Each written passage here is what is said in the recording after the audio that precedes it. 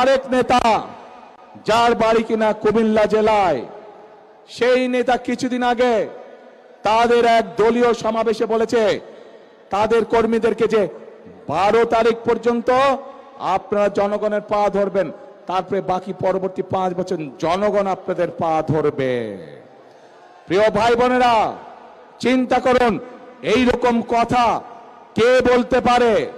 আমার আসনের কর্মীরা তোমাদেরকে স্পষ্টভাবে বলতেছি, এই নির্বাচনের আগে জনগণের ঠ্যাং ধরবা। এই ঠ্যাং ধরলে কোনো খারাপ কিছু না। তুমি ঠ্যাং ধরবা একদিন, আমরা নির্বাচিত হলে আমাদের ঠ্যাং ধরবে 5 বছর। যে 12 তারিখ পর্যন্ত তাদের নেতা কর্মীরা জনগণের পা ধরবে, তাহলে 12 তারিখের পর থেকে জনগণ তাদের পিছে পিছে ঘুরবে, জনগণ তাদের পা ধরবে।